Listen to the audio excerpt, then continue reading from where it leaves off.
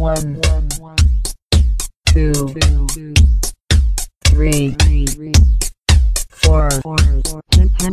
Hello, people. I need to play my music. I'm talking to Marisa Sigmond over there in the USA. I won't say exactly where she is, although it's no big secret.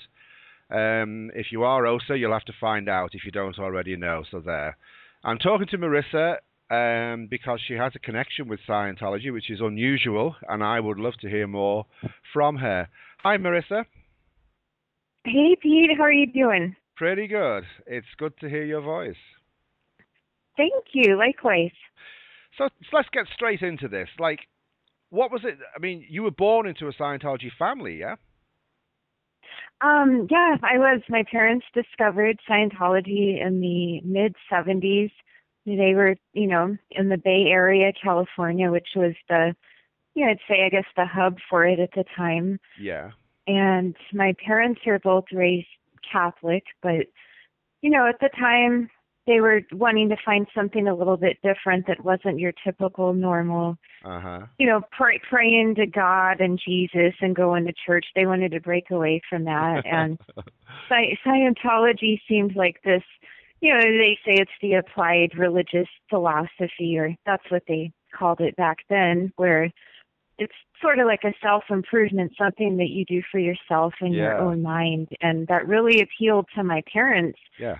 Just the whole like new age of thinking back then. So that's how they discovered each other in the mid-'70s. They were checking out Scientology and they met each other. And then I was literally, I guess, like a product of Scientology. A product of the happy union. Yeah. That's Something exactly like that. what got me in, though. It was the fact that it was like self-help. There wasn't a big push on religion or anything. So, growing up, when did you first become aware that what they were doing was a little bit kind of wacky or odd? Or did you even? I would have to say, I guess, like touch assist. I remember being probably like 4 or 5 years old. I mean, I have a picture. I literally had a Scientology baptism where I think they call it a naming ceremony. A naming ceremony, yeah. Yeah, so I'm a little baby, and I think they take you and they give you like a little locational and take your hands and touch your hands to the wall, and they're like, these are your parents, and this is your body. This is planet Earth. Like, this is where you're at, and your name's Marisa. Not that I remember that per se, but, it was explained to me that Are you that's sure you don't remember that, Marisa? Because don't forget, your reactive mind will have a full recording of all of it, I know, I don't remember it. I have the picture of it, though, and there's, like, this hippie guy who is the minister, and he's wearing, like, this priest shirt. Yeah, I can show you. I'll have to like post a picture of it. It's actually kind of definitely you have to do that. Okay. So when was the next sort of thing that came along that made you go, whoo? Just whenever I would hurt myself, or as a kid, you're always bumping into things and hurting yourself, and so my parents would always say, "Okay, we're going to give you a touch assist. If I ever had a cold, if I had a flu." Anything that was wrong with me, my earliest memory is touch assist, and wow. I couldn't stand them. I mean, I would be like 4 or 5 years old, and my mom would just do this whole thing like, okay, feel my finger, and to me, it always felt very claustrophobic, almost like Chinese water torture. You just have someone's finger kind of tapping on you, and wow. I remember I just used to say, Mom, I don't feel good. It would make me feel kind of sick and nauseous because you have someone hovering over you and just poking at you. And then my mother would say, well, that means it's working. You're running something out. Yeah, that's what they say. And so that's probably like my earliest memory is touch assist. And I did join. I remember I joined staff once at 7. I was 7 years old. Okay, there's a few labor laws violated there, but anyway, tell us. Well, my mom was on staff, and the org out here, the Phoenix org, they're, Uh-huh. I mean, literally, it's probably the same, like 30 to 50 members that have been around since 1982 that are still around today. And Yeah. they all, I was just a stat symbol. Like if we can get Marisa to join staff, this will be a huge stat symbol. So, I was allowed to join staff, and all I did was just put stamps on the envelopes I and put knew letters it. in the envelopes. I knew it was going to be something with envelopes, you know. Yeah, it was the whole envelope stamping thing. But as a kid, I'm like, wow, I feel like an adult. This is cool. And I would get a little paycheck. Even back Wow. then, I remember it'd probably be like $6. I think one time I got like maybe a $30 check. And I kind of remember, I remember, looking back on it now, I'm like, how did I get a paycheck when I was only 7 years old? But that was really short-lived. I think I Uh-huh. did that for about 2 months, and then I had to go back to school, and then You got I joined. you got the stats up I'm sorry, while go you were ahead. there anyway. Yeah, it was, oh, and I did the Purif once. I've told this story before, but I've done the Purif twice. The first time I did the Purif, I was 14, Okay. and my twin was my nephew, who was 7 years old at the time. And my sister is the ED out here, and you got to look at the Purif is about $3,000 a Of pop. course, So, yeah, yeah. And was your nephew you know, doing the was your nephew doing the Purif at the same time as you? yeah, he was my twin. They couldn't find anybody else to twin up with me, and my nephew, who was my sister's son, Hmm. she was like, oh, let's get my son to do this, and so her husband bought the Purif for him. So between me and my nephew, I mean, that's $6,000 right there. Of You know, course, two yeah. two Purists, and the time I'm 14, he's like 7 or 8 years old, and the time we thought it was kind of this, just, I don't know, we didn't know what the heck it was. I'm We sure. were just like, wow, we get to go sit in the sauna. I mean, usually in the summertime it's about 115 degrees out here anyways, but Uh-huh. sometimes, I mean, they would crank the heat up to like 160 degrees, and I think maybe because we were so young, our bodies were more adaptable to that. I think you're Mm. a little more resilient the younger you are. Perhaps, yeah. That's amazing. So, I never ever heard of children doing the Purif. I know when I did mine in LA, believe it or not, and there were some young people doing it who were probably 15, 16, certainly not as young as 14 and 7. That's amazing to hear that. yeah, and it all boils down to it's money. I Of mean, you course. look at kids, the children's parents are the ones that have money, and Scientology will do anything to get money, even if it's Oh, with kids. I think we So, know. I think we know. The gloves are off now. I don't think they can hide. They're like they've hidden for 60 years behind this facade of pretending to help people. I think that is crumbling at the moment. I mean, if you look at like what real scientists have said about the purification rundown, it does nothing. It's actually dangerous, you know. So I mean, well done on surviving it. yeah, it was, I was smoking weed back then. I was young, and I started early, so I learned a Okay, lot of okay. And started did any early with. experiences turn on when you were in the sauna? I would get the whole niacin flush, Of and I would course, yeah, turn yeah, beet red, and of course they tell you that that's radiation yeah, yeah. running out of your body, and my scalp would always burn, and I would smell Oh like wow, yeah, an ammonia smell. yeah. And at the time, I think I dyed my hair a couple of times, and the purist supervisor would say, oh, that's the ammonia from your hair dye running out of your scalp. And Oh, um So I didn't know any better. So I was like, wow, this is amazing. You know, I have all of these toxins running out of my body. But I come to find out later that when you take such a high dosage of vitamins, that's sort of like a chemical reaction of your body. Yeah, yeah. Kind of like, wow, you're poisoning me, you know? Yeah, So, I was exactly the same. What was pretty weird though was like, let's say for example, on a woman that was doing it, you could almost see lines where she'd been wearing a bikini start to appear, and I've no idea what that was. But of course they said, oh well, that's proof that it's a sunburn. Of course, you know. yeah, that happened to me. That Wow. happened to me too. I would see the the lines coming up, sort of like like a maybe a bathing suit or Yeah, something that I exactly. wore Yeah, yeah. maybe when I was like 4 years old. So I really don't know. Honestly, I'm not a scientist, so I Yeah. don't know if it was I think really radiation. I've no idea, but I think there's been studies done that can be looked at. Let me ask you something else. I was talking to Chris Shelton recently. I don't know if you heard that. And Uh-huh. one of the things he said about, because he also, his parents were in Scientology, and he said when he got to about 12 or 13, obviously he's going again through normal school, which I think you went through normal school.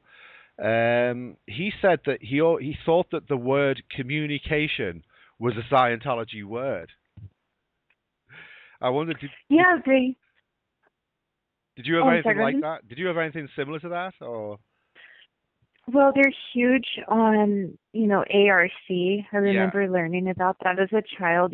Communication. I had to take a lot of basic communication courses. Ah, Um, learning about the ARC triangle, affinity, reality, communication, and, yeah. third partying and all of this stuff. I mean, yeah, I learned that probably by the time I was 9 years old. And they make you feel like, you're just this expert in communication and you're just on top of the game. And That's it was interesting. things that, I didn't really know at the time what it amounted to, because all of my friends were WOG kids. I mean, I Yeah. wanted to just be a WOG kid. I didn't want to be in Scientology. I was always really ashamed of it and embarrassed about it because all of my friends came from Catholic upbringings or Christian upbringings. Yeah. And here I was, back in the 80s, Scientology is something that was really unheard of. Mm. And when I would try to talk to my little friends about it back then, they just would say, "What are you talking about?" And so I was very I was very embarrassed. It was something that I knew Scientology was something that was weird and it was Mm. strange, and I knew that people didn't think too fondly about it. Even my parents' family, my mom's side and my dad's side, they would make fun of my parents constantly about it. Okay. And so, yeah, You, it was really weird. It was something that yeah. I wanted to keep it a secret. I didn't like Yeah, talking that's about it at all. interesting. That is really interesting because I was wondering, um, looking back on it now, I changed the weekend I did the communication course, and when I went back to work on the Monday, I actually had this feeling of superiority to my workmates because I could now communicate and they couldn't. So I felt that I had this special knowledge, and I did want to share it with them, but nobody was interested, just like your school friends were, what are you talking about? If you try to share it with them, it's like, what? you know? Right. And I mean, when you're younger like I was, they'll ask you questions, these sex checks where they say, are you affiliated or connected to anybody that's against Scientology? And in my mind, I'm like, yeah, everybody is. but but I would have to kind of, give a little fib and say, no, I don't know anyone. Yeah. Everybody likes it. And as What as I, age? What age would you be when they were asking questions like that? oh gosh, I can remember being as young as probably like 7 to 8 years old throughout my teen years. I think Whoa. Yeah, my teen years is when I would, uh, tell the auditor, well, my friends don't really like Scientology. They don't know what it is. And then I would continue to get, drilled on more of those questions because they were trying to see if I was, PTS Of or, course, yeah. which pretty much 90% of the people I knew, who were WOGs, would qualify me as being PTS, or, I knew people that were that they would consider SPs, but they didn't really pursue it with me. I think because No, I was so young, and they knew I really was just a dollar symbol to them. of course, yeah. And everything I did in Scientology growing up, it was never anything I wanted to do. It's just my parents would buy the courses for me. They would call my parents and say, "Hey, we need to get Marisa on, her next step on the bridge," and blah blah blah. So my parents would buy me these courses, and even though I didn't want to do them, I had to because I was a kid. I can't tell my Yeah. parents, "Oh, I'm not going to do this for you." Who So who who was your twin on the courses, just out of interest? they usually were adults, and there's not too many Scientologists out here in Phoenix, but Yeah. it usually would be adults. I'm a kid. This is people in their 20s to 40s, people Yeah. that I didn't really know, and I always felt very awkward about it. Yeah, I was Like, going to I ask you don't know that. this Yeah. person. Yeah, I was definitely going You to. know, it's, Yeah.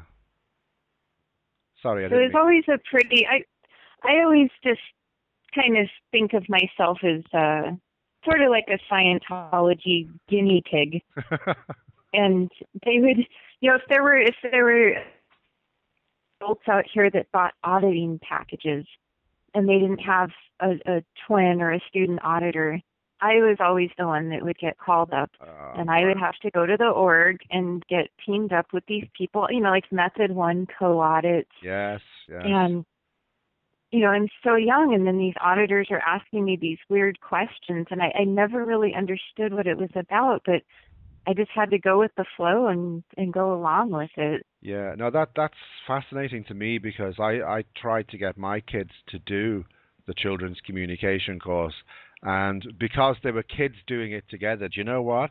They never got beyond TR0. After about 3 seconds, they'd start laughing, and I used to think to myself with my training, oh well, we'll just keep going because if you go through it, you'll get through the other end and all the rest of it. They never ever flattened the button, to use the terminology, on TR0. We never got beyond it, and I just gave up, thinking, kids, aren't they great?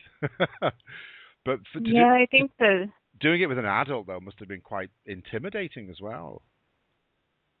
the toughest one for me was the bull baiting. Ugh. Is that TR3, if I I remember think correctly? is it TR1? Is it TR1 bull bait? Or no, is it TR0 bull bait? I think TR0 is when you just stare. You just have to stare at the person, and then Yeah, TR1. There's one where you just have to keep your eyes shut, but you're staring at yeah. the person. We can I look it up anyway and find out what's the right number. But what kind of things did they say to you when they were bull baiting? Was any of that a little bit kind of inappropriate for a child, or? I think for me, it was. I don't remember extremely insulting things being said to me. People would make fun of me a little bit, but Okay. I was stuck in this situation where, I'm like 12 years old, and I'm sitting across from someone who's like 30 years old, and then I'm just ordered to insult them and make fun of them, which it's something I didn't want to do, Yeah. but Yeah. I had to, and it was very uncomfortable. I would feel bad, like, God, I don't want to do this to you, but I have to, and Yeah. I would just think of anything I could to make fun of the person and belittle them, which I think that's why would you want to do that to somebody? Have a drill where you have to put somebody down and make them feel like complete crap about themselves, you know? Exactly. I'm not too sure. I'm sure people know the techniques of those TRs and how they are hypnotic. But one thing for certain is that whenever you complete something like that, there's a sense of relief that it's over, and maybe that's why one of the reasons they do that, so that you feel like you've gone through something and that you do feel a little bit better because you've passed or you're through the ordeal, if you like. Do you know? Right. No, that's exactly that's what it is too. And I've heard people tell me before, well, you know, Marisa, I don't see any course completions about you. You know, there's that whole course completion history list. And I said, yeah, no shit, because I was like 10 years old and I didn't want to do this crap to begin with. So you're not going to find any course completions on me. The course completions list, just for the record, isn't complete.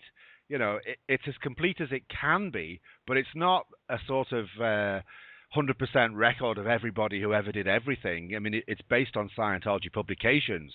So if you weren't in the publication, you won't be in it, you know. As far as I know, if I'm wrong, I stand to be corrected. But to go looking and to base your opinion on someone based on a completions list is ridiculous. It's crazy stuff. But anyway, so overall, do you think that your childhood then, looking back on it, was positive, negative, neutral? What's your overall take on your upbringing now? As an adult, you know, it's Sorry. I don't know. I look back on it and it is different, you know, because it's something that not too many people can relate to, even now as an adult. And I try to tell my closest friends about it, and they just don't.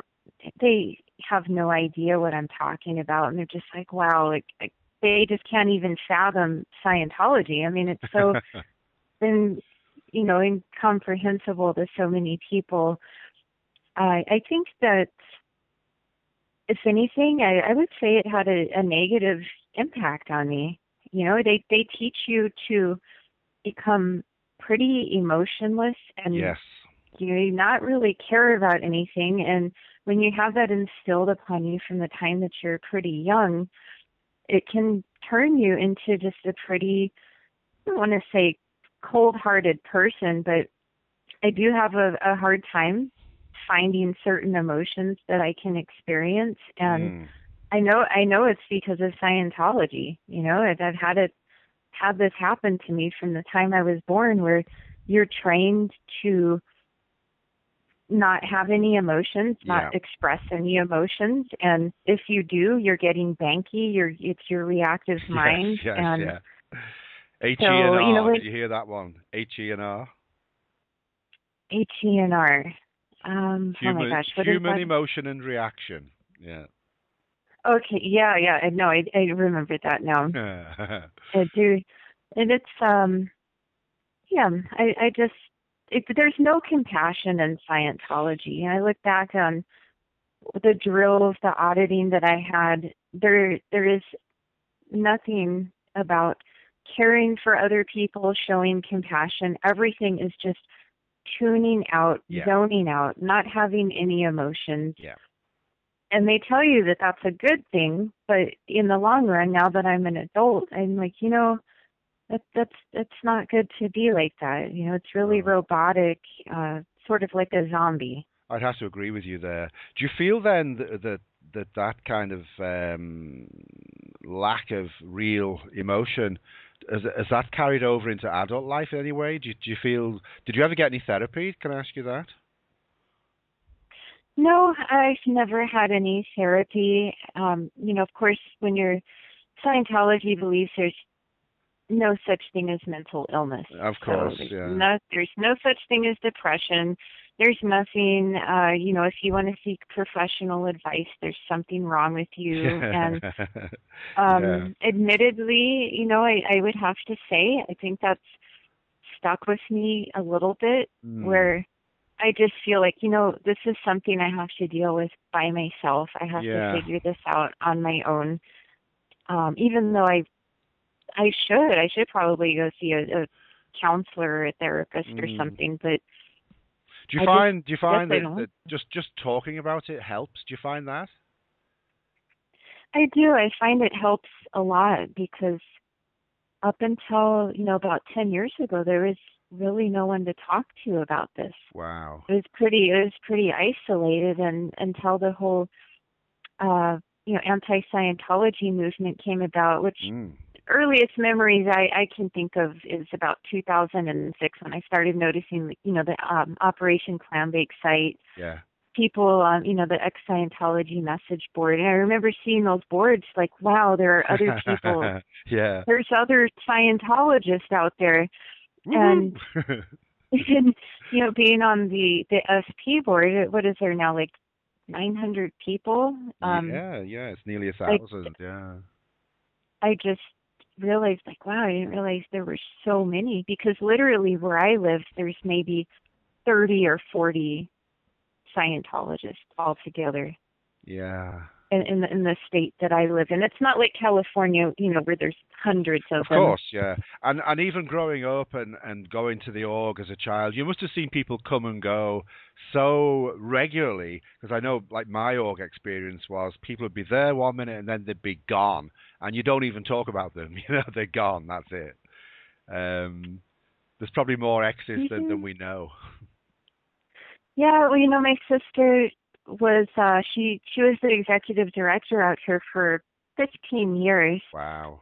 And when I joined staff once at 7 years old, and then I joined staff again around, I think I was like 19 or 20. Uh Um, I'm not exaggerating.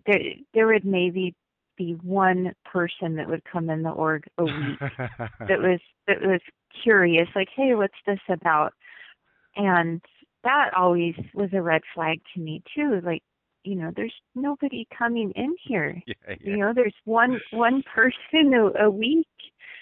And every Thursday, my sister would go frantic, like, oh, it's 2 o'clock, we have to get our stats Oh up. And God, yeah.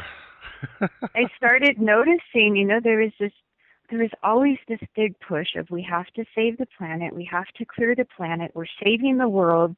And you hear everybody talking about that. And I would look around and I'm like, nobody's doing anything. What are you doing to help people? I don't see anything going on except trying to collect money, Yeah. call people to get more money. And I knew from the time I was pretty young that there's something not right with this. Yeah. This is weird. Oh, you're absolutely right. And that is a very good summing up of the whole thing, really. It's this awful pretense at doing something where, in actual fact, you're really just making money, and you're not even keeping the money. It's going to someone else. It's horrible. The whole thing is disgusting. I don't know. Ugh, I don't know. It is. Hmm. It is. Um, It's really bad. Oh yeah, and I had when I was a kid, or actually I should say when I was a baby, there's L. Ron Hubbard's barley formula. oh God, So my yeah. parents, they gave me the barley formula, and then my niece and my nephews, when they were babies, I had to make the barley formula for them. And then I got a little bit older, I started reading the ingredients, and it's like, 80% corn syrup, Right. Yeah. which is so horrible for you. Yeah, my kids were brought up on the same thing, and I'm not sure we used corn syrup. I think we might have used honey or something, but we certainly, my first kids were definitely raised on the barley formula, per L. Ron Hubbard, who remembers it from when he was a Roman centurion. What the hell was a Roman centurion doing feeding babies? Oh my gosh, yeah, and his whole Navy officer Oh, thing too. And please, please. And that's something I recently discovered in the past couple of years, is that everything L. Ron Hubbard said about himself is a big lie. I mean, yeah, everything is made up. following on from reading Michael Leonard Tilsey's thing, the one thing you shouldn't do is criticize L. Ron Hubbard. We know the truth. If Scientologists want to continue believing that he's a salvation of mankind, then let them. But I'm not going to criticize Hubbard publicly anymore. But the truth is out there for those who want to find it. Mm. It's true. I know. And I just hope that, it. I don't know, I look at it from our, the United States government, Of how it, course, yeah. Scientology has been granted a religious status, Mm. and it's beyond me. I really don't understand it because I know our government is screwed up as our government is. I know they're like, why did we do this? Yeah, it This doesn't make a lot of sense. It makes sense actually when you listen to some of the conspiracy theories, if we can call them that, about blackmailing IRS officials and 2,000 lawsuits, and we'll make them go away if you go away, and basically that's how Scientology operates. If you go away, we'll go away. Stop criticizing us, and we'll call off the third game. The whole thing is disgusting, and hopefully we're in the final days of Scientology. Let's just wait and see, because they've survived bad times before. Just to bring this to a close, is there anything you'd like to say to anyone who might be kind of in and thinking about leaving, or is there anything you'd like to say in general to anyone who might be listening? I know that there are people out there, and I think because Scientology has gained a lot of negative publicity, it's also gained some publicity for that certain faction of society that, they're, I don't know, people, I guess, who are lost and they're looking for something. I've had a few debates with people who are hardcore Scientology supporters, and they tell me, you don't know what you're talking about, Marisa. You had the old Scientology. That's not how it is now. And people like that, I don't know. I feel sorry for them. I know it's really hard, no matter what you believe in. If it's somebody that believes in Scientology or somebody that's a Christian, it's really hard to talk somebody out of believing what they are set on. Yeah, totally. I would just like to tell those people that the truth doesn't come with a price tag. The truth of mankind, whatever you believe in, whether it's God, reincarnation, Yeah. it's not a price tag on that. It's not a pay-as-you-go deal. Yeah. And I honestly feel that money and materialism is, I do feel that that's part of what keeps people entrapped on, where we're at. Definitely. Yeah. I love and that line. I love the line you just used there. The truth does not come with a price tag. I love that. That's a sign for pickets, right? Yeah, it's true though, and people that are getting involved in Scientology, I just wish that, if they want to talk to me or join our board, speak to you, anybody out there, it's not good. And take it from me, I'm somebody that lived it. I was born in it. I was raised in it.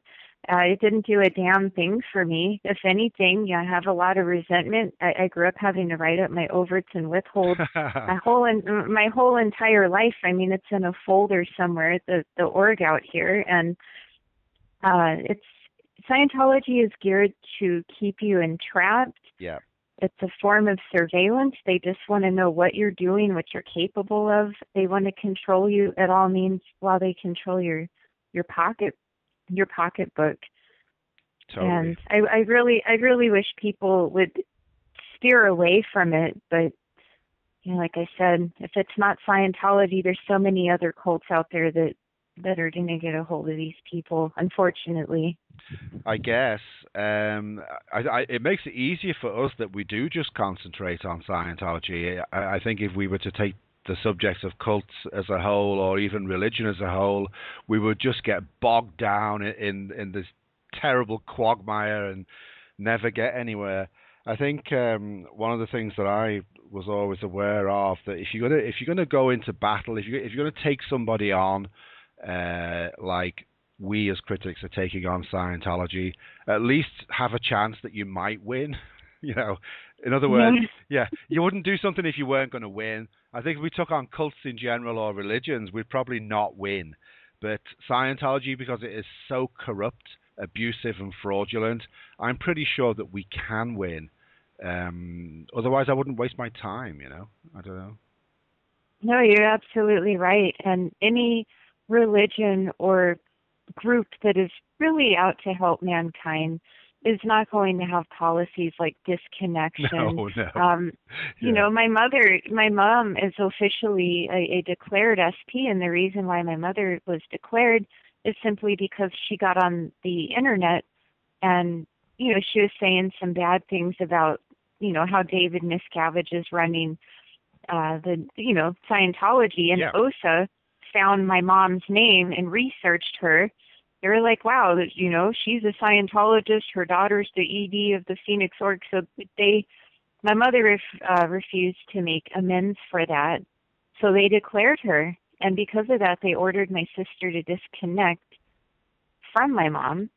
You know, so disconnection is real. When I see that Scientology denies this, I don't understand that. You know, they ordered my sister to disconnect, and they were also trying to get my sister's children to disconnect. Because it extends, it's a pretty big thing, disconnection. You have to disconnect from anybody who's connected to. I mean, it could be like 300 people. Of course. Yeah, I've never liked a bully, and basically Scientology behaves just like a bully. Well, if you don't do what we want, we'll do this, and it's wrong. It's absolutely wrong on whatever level you want to go to. Which is why we do what we do. We just want to expose them for what they really are, in the hope that the current members see it and come and sit with us, come and join us on this side of the fence, where we're free, we're happy, we can laugh, we're not worried, we're not afraid of our eternity, dare we say eternity, you know? Yeah.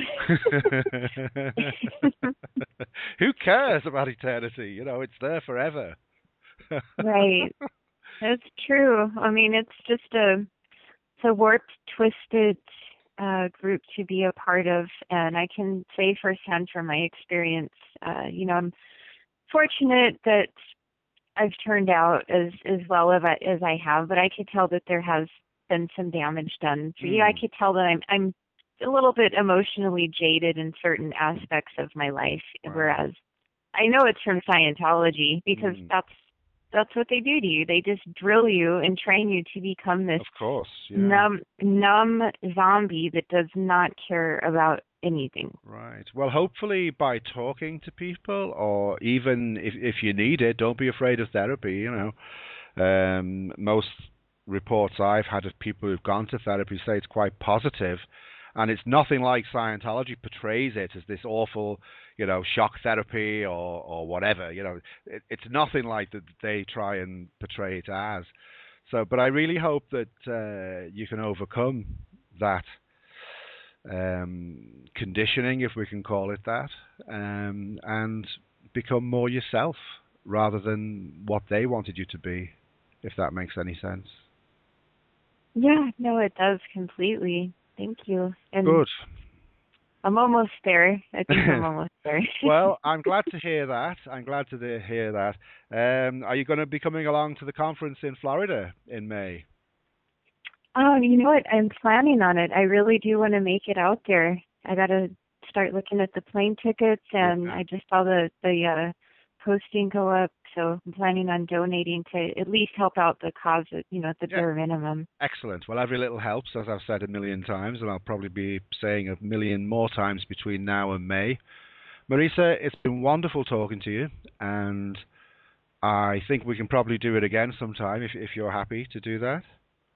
I would love to, Pete. Anytime, you know, if you have any questions or you'd like to talk, let me know. I'd love to help out with the cause, and I really appreciate what you're doing. Yeah, and I'm sure we could dream up a part 2. You know, it's like it's just the whole subject is just fascinating though, and like a lot of people are taking interest in it now.